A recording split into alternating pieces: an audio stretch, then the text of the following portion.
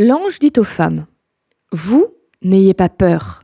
Je sais que vous cherchez Jésus, celui qu'on a cloué sur une croix. Il n'est pas ici, il s'est réveillé de la mort, comme il l'a dit. Venez voir l'endroit où il était couché.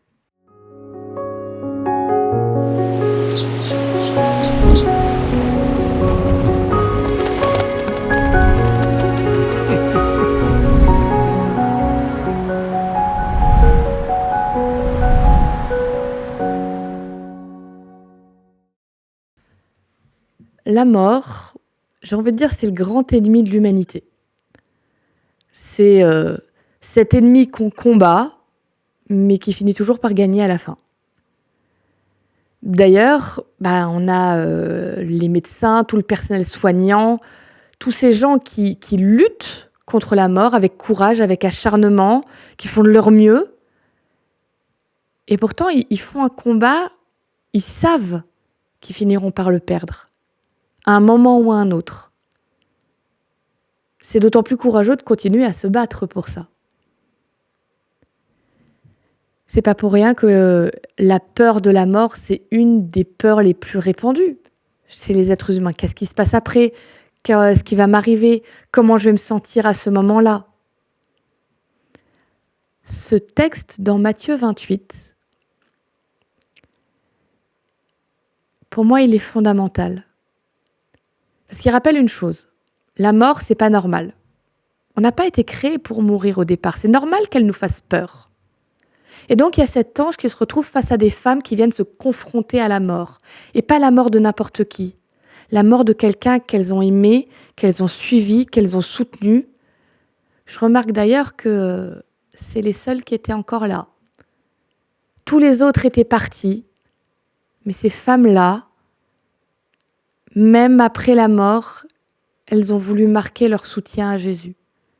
Et donc elles viennent à son tombeau pour lui donner ce qu'on dirait aujourd'hui une mort digne. Et elles entendent un ange leur donner un message absolument fou. Ce Jésus, vous venez le chercher comme un mort, mais il a vaincu la mort. L'ennemi qu'on pensait imbattable a été terrassé. Vous cherchez son corps, il n'y a pas de corps à chercher. Il est là, il est en vie. Et en plus, on nous précise, ça s'est passé comme il l'avait dit, rappelez-vous. Vous avez tous oublié, vous avez tous été pris dans l'émotion, dans la peur, dans le déchirement. Mais maintenant, retournez en arrière, rappelez-vous. Il avait expliqué qu'il allait mourir, qu'elle allait revenir à la vie. Aujourd'hui, le message que moi, ange, vous donne à vous, femmes, c'est un message de victoire et de vie.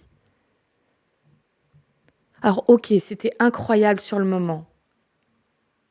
Mais qu'est-ce que ça me dit à moi, Élise ? Je ne sais pas si tu as déjà été confrontée au deuil. Ça dépend sûrement de l'âge que tu as. Mais dans ce monde dans lequel on est, un jour ou l'autre, on est confronté à la mort et au deuil. Moi, je sais que je l'ai été. Parfois, ça a été un peu plus facile, même si ça ne l'est jamais vraiment. Et parfois, ça a été un déchirement, comme si on m'arrachait le cœur.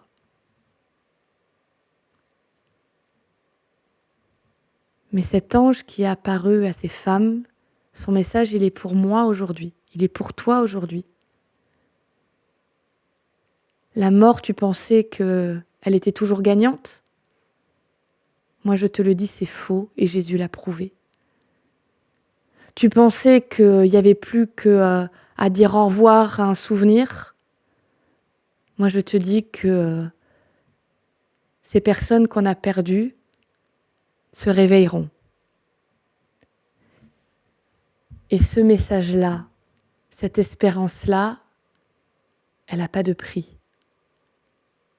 Alors chaque fois que je serai confrontée au plus grand ennemi de l'humanité, la mort, je lui mettrai devant le plus grand sauveur de l'humanité, Jésus.